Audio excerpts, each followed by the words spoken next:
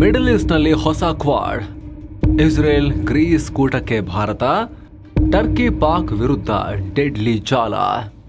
ನಮಸ್ಕಾರ ಸ್ನೇಹಿತರೆ, ಸೂಕ್ಷ್ಮವಾಗಿ ಎರಡು ರಾಷ್ಟ್ರಗಳನ್ನ ನೋಡಿ. ಇವರಿಬ್ರು ಸೌತ್ ಏಷ್ಯಾ ಹಾಗೂ ಮಿಡಲ್ ಈಸ್ಟ್ನಲ್ಲಿ ಇತ್ತೀಚೆಗೆ ಭಯಾನಕ ಆಟ ಆಡ್ತಾ ಇದ್ದ ರಾಷ್ಟ್ರಗಳು. ಒಂದು ಪಾಕಿಸ್ತಾನ, ಇನ್ನೊಂದು ಟರ್ಕಿ. ಪಾಕಿಸ್ತಾನ ಅಣ್ವಸ್ತ್ರ ನಮ್ಮ ಹತ್ರ ಇದೆ, ನಿಮಗೆಲ್ಲ ರಕ್ಷಣೆ ಕೊಡ್ತೀವಿ, ದುರ್ಕೊಡಿ ಅಂತ ಓಡಾಡ್ತಾ ಇತ್ತು.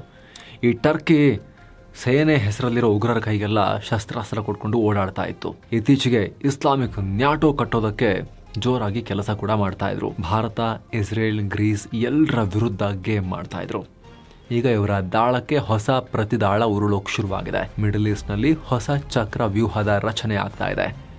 ಇದಕ್ಕೆ ಇಸ್ರೇಲೇ ಲೀಡರ್, ಆದ್ರೆ ಭಾರತ ಅದೃಶ್ಯ ಶಕ್ತಿ ಆಗ್ತಿದೆ. ಇದನ್ನ ಮೆಡಿಟರೇನಿಯನ್ ಕ್ವಾಡ್ ಅಥವಾ ಮೆಡಿಟರೇನಿಯನ್ ನ್ಯಾಟೋ ಅಂತಲೇ ಬಣ್ಣಿಸಲಾಗ್ತಿದೆ. ನ್ಯಾಟೋ, ಅಮೆರಿಕ ಲೀಡರ್ಶಿಪ್ ನ ನ್ಯಾಟೋ ಲಟ ಅಂತಿರೋ ಟೈಮ್ ನಲ್ಲಿ ಈ ಕೂಟ ಎಲ್ಲರ ಗಮನ ಸೆಳೀತಾ ಇದೆ. ಹಾಗಿದ್ರೆ ಏನಿದು ಹೊಸ ಸಮೀಕರಣ? ಟರ್ಕಿ ಮತ್ತು ಪಾಕಿಸ್ತಾನಕ್ಕೆ ಶಾಕ್ ಕೊಡ್ತಿರೋ ಆ +1 ಪ್ಲಾನ್ ಯಾವುದು? ಭಾರತ ಮೆಡಿಟರೇನಿಯನ್ ಸಮುದ್ರಕ್ಕೆ ಲಗ್ಗೆ ಇಟ್ರೆ ಅಲ್ಲಿ ಆಗೋ ಬದಲಾವಣೆ ಏನು? ಬನ್ನಿ ಇವತ್ತಿನ ವರದಿಯಲ್ಲಿ ಇಂಚಿಂಚು ಮಾಹಿತಿಯನ್ನ ನೋಡ್ತಾ ಹೋಗೋಣ. ಕಡೆ ತನಕ ಮಿಸ್ ಮಾಡದೆ ನೋಡಿ. ಸಮುದ್ರದ ಮೇಲೆ ಮತ್ತೊಂದು ಕ್ವಾಡ್ ಉದಯ. ಎದ್ದು ನಿಂತ ಗ್ರೀಸ್ ಇಸ್ರೇಲ್ ಕೂಟ. ಈ ಕ್ವಾಡ್ ಒರಿಜಿನಲ್ ಯಾರೆಲ್ಲ? America, Bharat, Japan, Australia. ಯಾರ ವಿರುದ್ಧ? ಚೀನಾ ವಿರುದ್ಧ. ಇದರ ಎಫೆಕ್ಟ್ ಎಷ್ಟಿದೆ ಅಂದ್ರೆ, ಚೀನಾ ಇವತ್ತಿಗೂ ಇದರ ಹೆಸರು ಕೇಳಿದ್ರೆ ಊರ್ಕೊಳ್ಳುತ್ತೆ.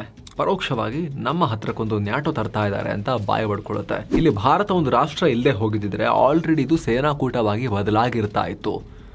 ಆದರೆ ಚೀನಾ ಜೊತೆ ಕಿರಿಕ್ ಜಾಸ್ತಿ ಬೇಡ, ಅಮೆರಿಕ ನಂಬ್ಕೊಂಡು ನಾವು ತೀರಾ ಹಾರಕ್ಕಾಗಲ್ಲ ಅಂತ ಹೇಳಿ ಭಾರತ ಇದನ್ನ ಅಲ್ಲಿಗೆ ಬದಿಗಿಟ್ಟಿದೆ. ಮಿಲಿಟರಿ ಅಲಯನ್ಸ್ನ ವಿಚಾರವನ್ನ ಸೈಡಿಗಿಟ್ಟಿದೆ ಭಾರತ ಕ್ವಾಡ್ನಲ್ಲಿ. ಆದ್ರೆ ಈಗ ಪಶ್ಚಿಮದಲ್ಲಿ ಅಂತಹದ್ದೇ ಕೂಟ ಎದ್ದೇ ಹೇಳ್ತಾ ಇದೆ. 3 ರೀಜನಲ್ ಪವರ್ಸ್ ಅಂದ್ರೆ ಇಸ್ರೇಲ್, ಗ್ರೀಸ್ ಮತ್ತು ಸೈಪ್ರಸ್ಗಳು ಸೇರ್ಕೊಂಡು ಈ ಕೂಟ ಕಟ್ಟಿದ್ದು. ಅದಕ್ಕೆ ಭಾರತಕ್ಕೂ ಆಹ್ವಾನ ಬಂದಿದೆ. ಹಾಗಂತ ಈ ಕೂಟಕ್ಕೆ ತನ್ನದೇ ಆಗಿರೋ ಒಂದು ಹೆಸರು, ಪ್ರತ್ಯೇಕ ಸಂವಿಧಾನ, ಒಬ್ರಿಗೊಬ್ರು ರಕ್ಷಣೆ ಮಾಡೋಕೆ ನ್ಯಾಟೋ ತರದ ವ್ಯವಸ್ಥೆ ಅದೆಲ್ಲ ಇನ್ನೂ ಇಲ್ಲ. ಆದರೆ ರಾಜಕೀಯ ವಿಶ್ಲೇಷಕರು, ಜಿಯೋಪೊಲಿಟಿಕಲ್ ಎಕ್ಸ್ಪರ್ಟ್ಸ್ ಇದನ್ನ 3+1 ಒಕ್ಕೂಟ ಅಂತ ಕರೀತಾ ಇದ್ದಾರೆ. ಮಿಡಲ್ ಈಸ್ಟ್ ಪಾಲಿಗೆ ಹೊಸ ಶಕ್ತಿ ಕೂಟ ಅಂತ ಬಣ್ಣಿಸ್ತಾ ಇದ್ದಾರೆ. ಮೊದಲು ಈ ಒಕ್ಕೂಟದ ರಚನೆ ಹೇಗಿದೆ ಅಂತ ಸಿಂಪಲ್ ಆಗಿ ಎಕ್ಸ್ಪ್ಲೇನ್ ಮಾಡ್ತೀವಿ. ನೀವಿಲ್ಲಿ ಮ್ಯಾಪ್ ನಲ್ಲಿ ಗಮನಿಸಿ. ಮೆಡಿಟರೇನಿಯನ್ ಸಮುದ್ರದ ಪೂರ್ವ ಭಾಗದಲ್ಲಿ ಇಸ್ರೇಲ್ ಇದೆ. ಅಲ್ಲಿಂದ ಸ್ವಲ್ಪ ಮುಂದಕ್ಕೆ ಹೋದ್ರೆ ಸೈಪ್ರಸ್ ಅನ್ನೋ ಪುಟ್ಟ ರಾಷ್ಟ್ರ. ಹಾಗೆ ಇನ್ನು ಸ್ವಲ್ಪ ಮುಂದಕ್ಕೆ ಹೋದ್ರೆ ಗ್ರೀಸ್. ಈ 3 ರಾಷ್ಟ್ರಗಳು ಪ್ರಜಾಪ್ರಭುತ್ವವಾದಿಗಳು, ವೆಸ್ಟರ್ನ್ ಕಲ್ಚರ್ ಅಥವಾ ಪಾಶ್ಚಿಮಾತ್ಯ ಸಂಸ್ಕೃತಿ ಹೊಂದಿರೋರು. ಇವರ ನಡುವೆ ಈಗ ಆಲ್ರೆಡಿ ಒಂದು ಅಂಡರ್ಸ್ಟ್ಯಾಂಡಿಂಗ್ ಇತ್ತು. ತಮ್ಮ ರಕ್ಷಣೆಗಾಗಿ ಇವರು ಆಗಾಗ ಮೀಟಿಂಗ್ ಮಾಡ್ತಾ ಇದ್ರು. ಈ 3 ರಾಷ್ಟ್ರಗಳಿಗೆ ಒಂದು ದೊಡ್ಡ ಕೊರತೆ ಇತ್ತು. ಇವರೆಲ್ಲರಿಗೊಬ್ಬ ಬಿಗ್ ಬ್ರದರ್ ಅಥವಾ ಬಲಿಷ್ಠ ಪಾರ್ಟ್ನರ್ ಕೊರತೆ ಇತ್ತು. ಅಫ್ಕೋರ್ಸ್ ಇಲ್ಲಿ ಅಮೆರಿಕ ಸದಾ ತನ್ನ ಸೇನೆ ಇಟ್ಕೊಂಡು ಇಸ್ರೇಲ್ ಅನ್ನ ಕಾಯ್ತೀನಿ ಅನ್ನುತ್ತೆ. ಆದರೆ ಇತ್ತೀಚೆಗೆ ಇವರ ಆಟಗಳು ಯಾರಿಗೂ ಅರ್ಥ ಆಗ್ತಿಲ್ಲ. ಯುರೋಪ್ನಂತಹ ಕ್ಲೋಸ್ ಫ್ರೆಂಡ್ಸ್ಗೆನೆ ಇವರು ಬೆದರಿಕೆ ಆಗ್ತಾ ಇದ್ದಾರೆ. ಜೊತೆಗೆ ಟರ್ಕಿ ಮತ್ತು ಪಾಕಿಸ್ತಾನದ ವಿಚಾರದಲ್ಲಿ ಅಮೆರಿಕ ಪ್ರತಿ ಸಲ ಡಬಲ್ ಗೇಮ್ ಮಾಡ್ತಿದೆ. ಹೀಗಾಗಿ ಇಸ್ರೇಲ್ಗೆ ತನ್ನದೇ ಕೂಟದ ಅಗತ್ಯ ಇತ್ತು. ಅದರ ಪರಿಣಾಮ ಮೊನ್ನೆ ಟ್ರೈಲ್ಯಾಟ್ರಲ್ ಮಿಲಿಟರಿ ಕೋಆಪರೇಷನ್ ಪ್ಲಾನ್ ಅನ್ನು ಅಘೋಷಿತ ಕೂಟ ಕಟ್ಕೊಂಡಿದ್ದಾರೆ. ಇದಕ್ಕೆ ಭಾರತಕ್ಕೂ ಆಹ್ವಾನ ಕೊಟ್ಟಿದ್ದಾರೆ. ಒಂದು ಸಲ ಸಮರಾಭ್ಯಾಸ ಕೂಡ ನಡೆದಿದೆ. ಉದ್ದೇಶ ಏನು? ಮೇನ್ ವಿಚಾರಕ್ಕೆ ಬರೋಣ. ಭಾರತ ಇದಕ್ಕೆ ಸೇರುತ್ತಾ? ನಮ್ಮ ನೀತಿಗಳು ಇದಕ್ಕೆಲ್ಲ ಹೊಂದಿಕೆ ಆಗುತ್ತಾ ಅನ್ನೋ ಡೌಟ್ ಇದ್ದೇ ಇದೆ. ಆದರೆ ಇದೆಲ್ಲ ಗೊತ್ತಾಗಬೇಕು ಅಂದರೆ ನಾವು ಈ ಅಘೋಷಿತ ಕೂಟದ ಕೋರ್ ತಿರುಳು ಏನು ಅಂತ ತಿಳ್ಕೋಬೇಕು. ಮೊದಲನೇದಾಗಿ ಕಾಮನ್ ಥ್ರೆಟ್. ಗ್ರೀಸ್, ಸೈಪ್ರಸ್ ಮತ್ತು ಇಸ್ರೇಲ್ ಈ ಮೂವರಿಗೂ ಟರ್ಕಿ ದೊಡ್ಡ ತಲೆನೋವಾಗಿ ಎಮರ್ಜ್ ಆಗಿದೆ. ಟರ್ಕಿ ಅಧ್ಯಕ್ಷ ಎರ್ಡೋಗಾನ್ ತಾನೊಬ್ಬ ಮಾಡರ್ನ್ ಖಲೀಫ್ ಅಂತ ಅನ್ಕೊಂಡಿದ್ದಾರೆ. ಹಳೆ ಆಟೋಮನ್ ಸಾಮ್ರಾಜ್ಯ ಮತ್ತೆ ಕಟ್ಟೋ ಆಸೆಗೆ ಬಿದ್ದಿದ್ದಾರೆ. ಖಲೀಫಾ ಆಗ್ಬೇಕು ಇವರಿಗೆ. ಇದರ ಪರಿಣಾಮ ಗ್ರೀಸ್ನ ದ್ವೀಪಗಳ ಮೇಲೆ ಕಣ್ಣು ಹಾಕಿದ್ದಾರೆ. ಸೈಪ್ರಸ್ ದೇಶವನ್ನ 2 ತುಂಡು ಮಾಡಿ ಅರ್ಧ ಭಾಗವನ್ನ ತಮ್ಮ ಕೈಯಲ್ಲಿ ಇಟ್ಕೊಂಡಿದ್ದಾರೆ. ಇಸ್ರೇಲ್ ವಿರುದ್ಧ ಹಗಲು ರಾತ್ರಿ ವಿಷ ಕಾರ್ತಿದ್ದಾರೆ. ಸೊ ಈ ಟರ್ಕಿಯ ವಿಷಜಾಲ ಪಾಕ್ನಿಂದ ಲಿಬಿಯಾ ತನಕ ಲಂಟಾನದ ಪೊದೆ ಹರಡ್ದಂಗೆ ಹರಡ್ತಾ ಇದೆ. ನ್ಯಾಟೋ ಇದೆ, ನಮ್ಮನ್ನು ಯಾರೂ ಮುಟ್ಟಕ್ಕಾಗಲ್ಲ ಅಂತ ಅಂದ್ಕೊಂಡು ಇಸ್ರೇಲ್ ವಿರೋಧಿಗಳನ್ನು ಇವರು ಸಾಕ್ತಿದ್ದಾರೆ. ಇಸ್ಲಾಮಿಕ್ ನ್ಯಾಟೋಗೂ ಕೈ ಹಾಕಿದ್ದಾರೆ. ಸೊ ಇಲ್ಲಿ ಟರ್ಕಿಯನ್ನು ಮಟ್ಟ ಹಾಕಬೇಕು ಅಂದರೆ ಅವ್ರದ್ದೇ ದಾರಿಯಲ್ಲಿ ಹೋಗೋದು ತುಂಬ ಮುಖ್ಯ. ಮೊದಲಿಗೆ ಈ 3 ರಾಷ್ಟ್ರಗಳು ಸೇರ್ಕೊಂಡಿದ್ವು. ಆದರೆ ಈಗ ಭಾರತಕ್ಕೂ ಆಹ್ವಾನ ಕೊಟ್ಟಿದ್ದಾರೆ. ಭಾರತ ಈ ಪ್ಲಾನ್ಗೆ ಪಾತ್ರ ವಹಿಸಬೇಕು ಅಂತ ಅಫಿಷಿಯಲ್ ಆಗಿ ಕೇಳಿಕೊಂಡಿದ್ದಾರೆ. ಹಾಗಿದ್ರೆ ಭಾರತ, ಗ್ರೀಸ್, ಇಸ್ರೇಲ್, ಸೈಪ್ರಸ್ ಜೊತೆಗೆ ಬನ್ನಿ ಕೂಟ ಮಾಡೋಣ ಅಂತ ಸೇರ್ಕೊಳ್ಳುತ್ತಾ? ಇದುವರೆಗೂ ಭಾರತ ಇವ್ರದ್ದು ಅಂತಲ್ಲ ಯಾವುದೇ ಸೈನಿಕ ಕೂಟಕ್ಕೆ ಸೇರಿಲ್ಲ. ರಷ್ಯಾ ಜೊತೆ ಸೇರಿತ್ತು, ಸೋವಿಯತ್ ಜೊತೆ ಸೇರಿತ್ತು. ರಷ್ಯಾ ಅಲ್ಲ, ಸೋವಿಯತ್ ರಷ್ಯಾ ಜೊತೆ. ಆವಾಗ ಸೋವಿಯತ್ ರಷ್ಯಾ ಅಮೆರಿಕಾಗೆ ಈಕ್ವಲ್ ಆಗಿ ಪವರನ್ನು ಹೊಂದಿತ್ತು. ಆಗಿನ ಕಾಲ ಬೇರೆ ಬಿಡಿ. ಇವಾಗ ರಷ್ಯಾ ಜೊತೆ ಸೇರೋಕ್ಕೂ ಆಗಲ್ಲ. ರಷ್ಯಾ ಅಷ್ಟು ಪವರ್ಫುಲ್ ಆಗಿ ಉಳ್ಕೊಂಡಿಲ್ಲ, ಎಕನಾಮಿಕಲಿ, ಗ್ಲೋಬಲಿ. ಮಿಲಿಟರಿ ಪವರ್ ಆಗಿ ಉಳ್ಕೊಂಡಿದೆ ಅಷ್ಟೇ ರಷ್ಯಾ.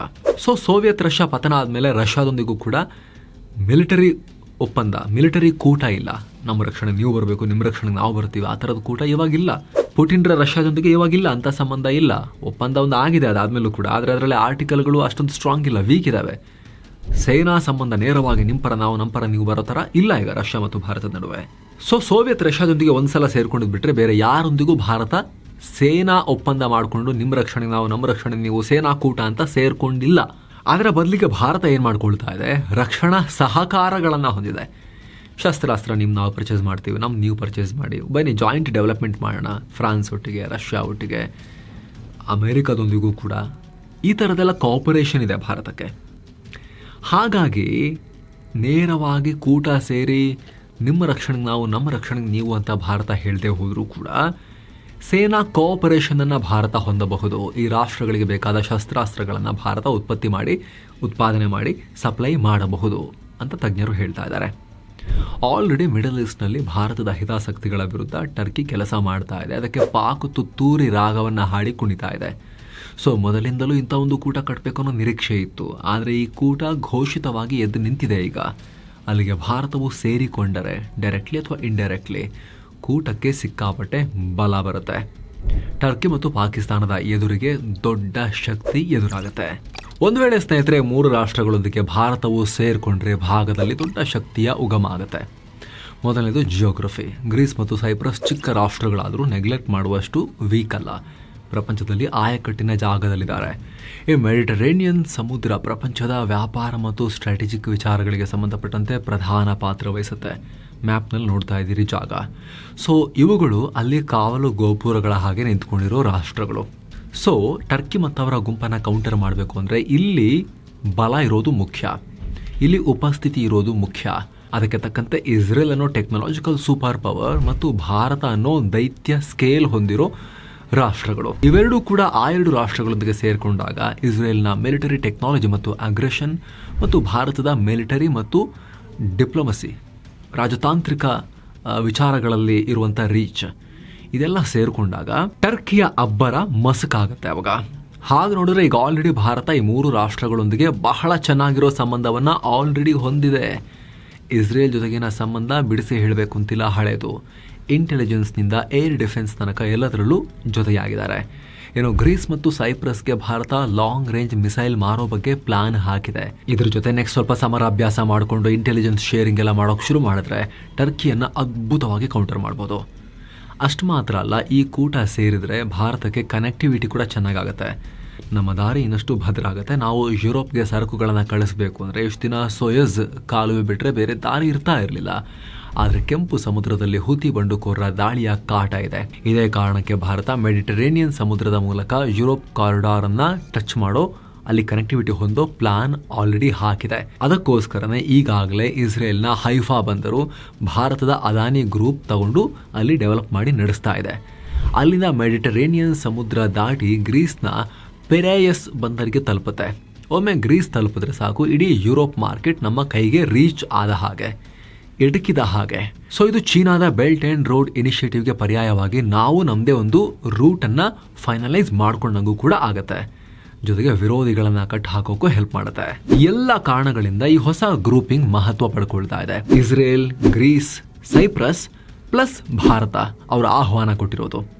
ಭಾರತ ನೇರವಾಗಿ ಸೇರದೆ ಹೋದರೂ ಕೂಡ ಆಲ್ರೆಡಿ ಮೇಲೆಲ್ಲ ಎಕ್ಸ್ಪ್ಲೇನ್ ಮಾಡಿದ ಹಾಗೆ ಒಳ ಒಪ್ಪಂದ ಥರ ಅಂಡರ್ಸ್ಟ್ಯಾಂಡಿಂಗ್ ಹೊಂದಿದ್ರೂ ಕೂಡ ಇದು ಟರ್ಕಿಗೆ ಒಳಗಡೆ ಮತ್ತು ಇಲ್ಲಿಗೆ ಏನು ಮೆಸೇಜ್ ಪಾಸ್ ಆಗಬೇಕು ಅದನ್ನು ಪಾಸ್ ಮಾಡುವಲ್ಲಿ ಯಶಸ್ವಿ ಆಗುತ್ತೆ.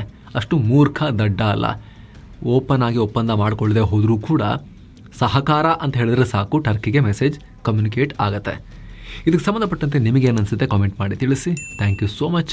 ವಿಡಿಯೋ ಕೆಳಗಡೆ ಜಾಯಿನ್ ಬಟನ್ ಇದೆ ಸ್ನೇಹಿತರೆ, ಅದರ ಮೇಲೆ ಕ್ಲಿಕ್ ಮಾಡೋ ಮೂಲಕ ನೀವು ಕೂಡ ಮಸ್ತ್ ಮಗಾದ ಪ್ರೀಮಿಯಂ ಮೆಂಬರ್ ಆಗ್ಬೋದು. ಆನಂತರ ಎಲ್ಲ ಮೆಂಬರ್ ಓನ್ಲಿ ವೀಡಿಯೋಸ್, ಅದು member only weekly biz news ಆಗಿರ್ಬೋದು, ಕರೆಂಟ್ ಪವರ್, ಸ್ಪೆಷಲ್ ವೀಡಿಯೋಸ್, ಎಕನಾಮಿಕ್ಸ್ನ ಮಿನಿ ಸೀರೀಸ್ ಎಲ್ಲವನ್ನು ನೋಡೋಕೆ ಶುರು ಮಾಡ್ಬೋದು.